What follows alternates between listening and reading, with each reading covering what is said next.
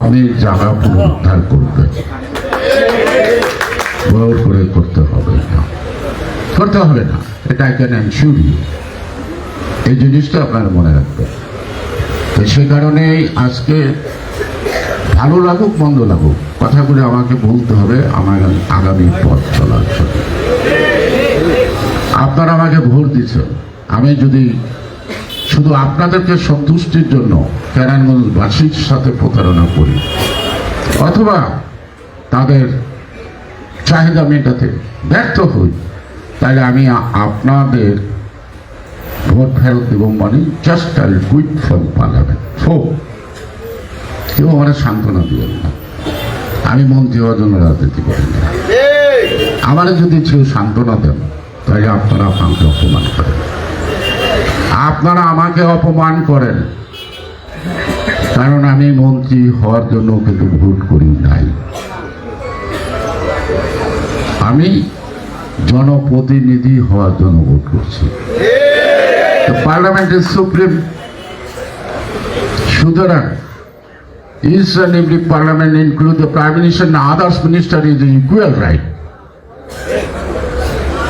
and each and everybody have a rules of business.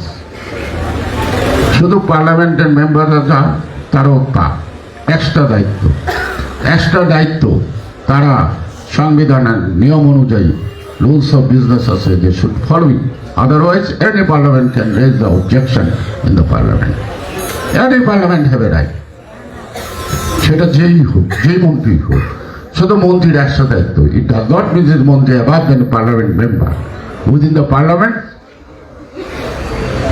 Is an everybody equal right. Okay, আমরা রাইটটা পালন করি না, আমরা পার্লামেন্টে গিয়েও চাটুকারিতা করি, একটু দৃষ্টি আকর্ষণ করার চেষ্টা করি, একটু মন্ত্রী হওয়ার জন্য, একটু ভালো থাকার জন্য চেষ্টা করি না। আমার দায়িত্ব জনগণের যে পাওনা কেরানীগঞ্জের, জনগণের টাকা রাষ্ট্রীয় কোষাগারে কেরানীগঞ্জ যতটুকু পাইত তার থেকে এক আনা কম যাতে না পায় সেটা এনশিওর করা দায়িত্ব।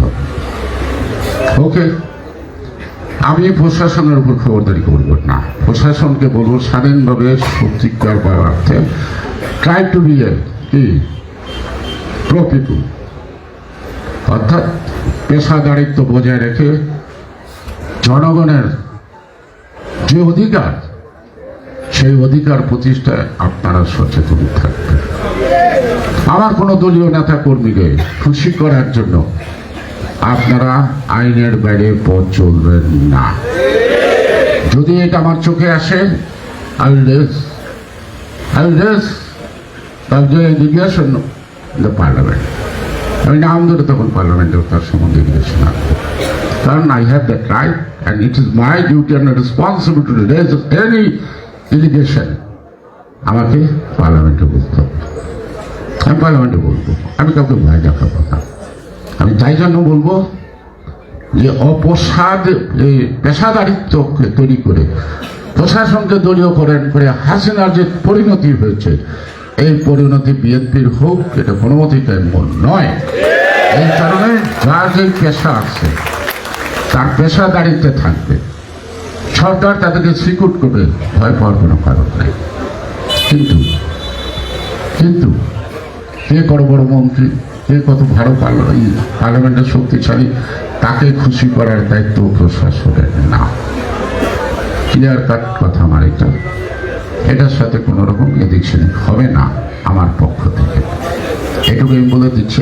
আবার শেষ কথায় আসছে, সেটা হলো আমি জানি আমার কথা শুনে আপনারা কেউ অসন্তুষ্ট হইতে পারবেন না, এই কারণে আপনারা ভুক্তভোগী। রেজাল্টের পরে বুঝতে পারছেন আপনার বাড়ির আশেপাশে কি হইল, এটা আপনাদের অজ্ঞতা, আপনাদের বোকামি, আপনারা চিনতে চেষ্টা করবেন, আপনারা সতর্ক থাকতে চেষ্টা করেন নাই। এবং আমি তো জানি যে সবাই টায় পাস করলো, জিঞ্জিরা পাস করতে পারেন না, ফেল করছে এই কথাটাও জানায় নাই সময় মতো। কেন পারেন না? বসেন, যান, কোথায় আপনাদের ত্রুটি ছিল এটা ভাবেন, ত্রুটিটা অবগত করেন, করার পরে ওখানে ভবিষ্যতের জন্য কি নিতে হবে, this is not the last parliament. Parliament আরো আসবে, আরো নির্বাচন আসবে। বিএনপি সকল নির্বাচনী